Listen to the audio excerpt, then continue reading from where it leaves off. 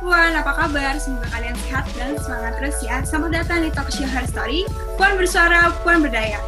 Bersama dengan saya Bena yang hari ini akan menemani kalian. Program ini merupakan program kerjasama antara Komnas Perempuan dan Kementerian Komunikasi dan Informatika Republik Indonesia.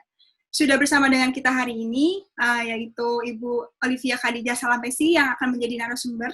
Beliau merupakan anggota Komisi Paripurna Komnas Perempuan, dan beliau juga masih aktif menjadi aktivis organisasi, menjadi Ketua Forum Pemberdayaan Perempuan Indonesia Provinsi Maluku, dan Ketua Kaukus Perempuan Politik Indonesia Provinsi Maluku. Langsung saja yuk kita sapa Ibu Olivia.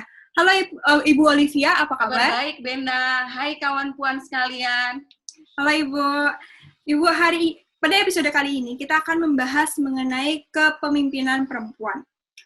Yang kita tahu tuh, yang saya tahu sendiri, di Indonesia ini seorang leader perempuan itu masih sangatlah minim. Bagaimana sih pendapat Bu Olivia mengenai kepemimpinan perempuan di Indonesia dan mengapa diperlukan kepemimpinan perempuan itu sendiri? Silakan Ibu. Baik, Bena, terima kasih. Ya, kepemimpinan perempuan di Indonesia sebenarnya bukan fenomena baru. Ini sinergi dengan peran dan ketokohan perempuan itu sendiri.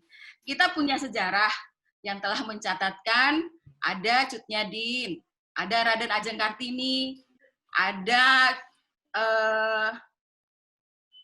tokoh-tokoh perempuan pada masanya sesuai dengan perjuangan mereka, seperti Ibu Megawati Soekarno Putri, tokoh politik perempuan, presiden perempuan pertama kita di Indonesia.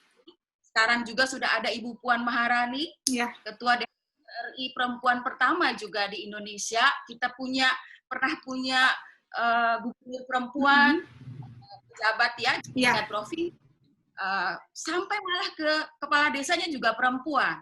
Punya menteri perempuan, semua pejabat daerah sekarang juga sudah banyak yang perempuan. Tetapi sebenarnya kepemimpinan perempuan ini ternyata belum begitu signifikan dengan kebutuhan untuk mensejahterakan dan meningkatkan kualitas hidup perempuan itu sendiri. Ini yang menjadi permasalahan di situ. Benar tadi kata Bena bahwa masih minim sebenarnya kepemimpinan perempuan. Kenapa itu masih minim? Tentu ini banyak faktor penyebabnya. Nah, kepemimpinan perempuan yang masih minim ini akan berdampak yang cukup banyak untuk kebijakan publik yang akan diambil. Kebijakan publik seperti apa? Ya, kebijakan publik menyangkut berbagai isu dan permasalahan perempuan itu sendiri. Ya, kalau perempuannya sedikit di situ, bagaimana akan menyelesaikan berbagai banyak persoalan perempuan? Ada kesejahteraannya, kesehatannya, pendidikannya. Malah masalah perempuan itu kan juga termasuk masalah anak. Ya, benar. Bagaimana persoalan-persoalan anak harus ditangani, kemudian juga ada hak sosial politik dari perempuan yang harus juga dilindungi dan dilaksanakan. Nah, ini yang perlu kita lihat. Kenapa kepemimpinan perempuan itu dibutuhkan?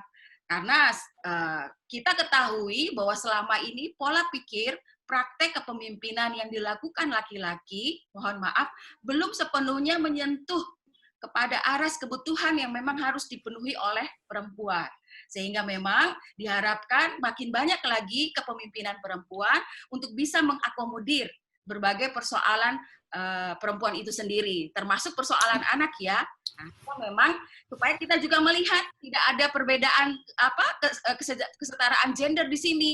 Kalau memang selama ini diporsikan banyak laki-laki di ruang publik dengan kebijakan yang begitu patriarki, begitu maskulin, sehingga dirasakan, lah perempuan ini di mana? Tujuan pembangunan nasional kan untuk keseluruhan masyarakat Indonesia, bukan untuk satu kelompok saja.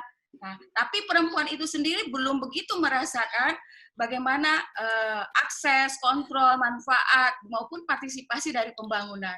Sehingga memang dirasakan begitu penting kehadiran kepemimpinan perempuan. Baik, Ibu.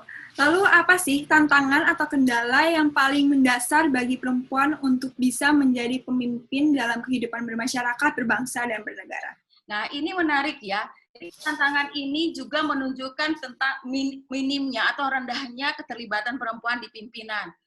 Kita sudah sering mendengar bahwa nilai-nilai budaya patriarki dan sifat-sifat patriarki yang dimiliki oleh beberapa elit pengambil kebijakan itu punya dampak yang luar biasa. Budaya patriarki yang menempatkan perempuan pada sektor domestik, ya, di rumah saja, bukan di sektor publik, karena publik itu diyakini milik laki-laki, itulah yang membuat faktor paling penghambat besar ada kepemimpinan perempuan. Pemikiran budaya masyarakat kita yang begitu kuat dengan budaya patriarki membuat secara internal perempuan itu menjadi sulit untuk mau menjadi pemimpin. Nah, itu hambatan yang kedua, hambatan strukturalnya, yaitu pendidikan yang rendah. Kita akui masih banyak perempuan kita memiliki tingkat pendidikan yang rendah, juga tingkat sosial ekonomi yang rendah.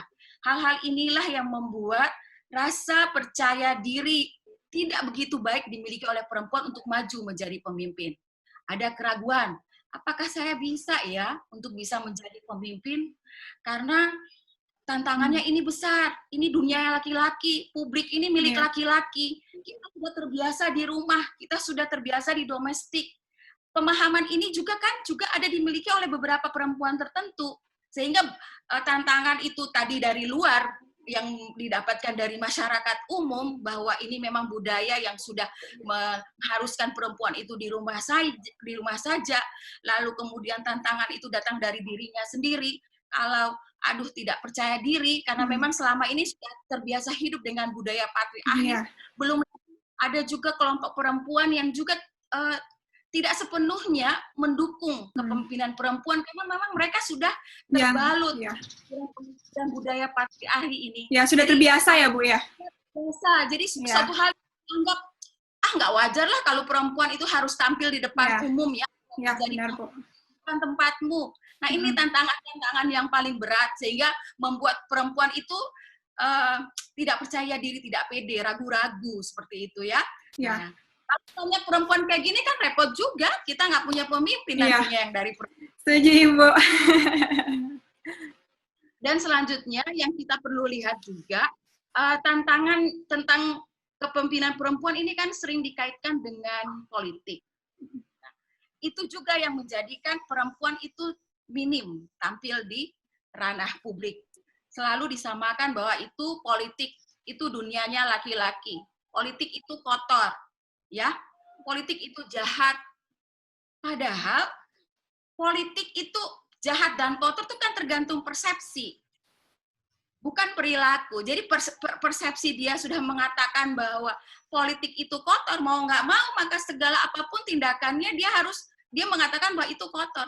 Padahal kita yang maju di politik, misalnya yang maju karena kepemimpinan, kita berpikir, politik itu kan amanah. Karena politik itu amanah untuk sesuatu perbaikan hidup bagi manusia, apalagi untuk perempuan, maka tentu kita berpikir bahwa politik itu bukan kotor. Politik itu sesuatu yang baik, yang harus dilakukan demi perbaikan kualitas hidup manusia. Sehingga para pemimpin ini muncul untuk berkiprah di kepemimpinan dengan asumsi tadi itu, bahwa politik itu adalah suatu amanah, suatu tugas untuk mensejahterakan manusia, khususnya perempuan itu sendiri. Saya berpikir ini yang perlu dibenahi adalah cara berpikir kita, bahwa tidak mengidentikan politik itu sesuatu hal yang buruk, tetapi bahwa politik itu sesuatu hal yang baik demi kemaslahatan orang banyak. Terima kasih, Mbak Bena.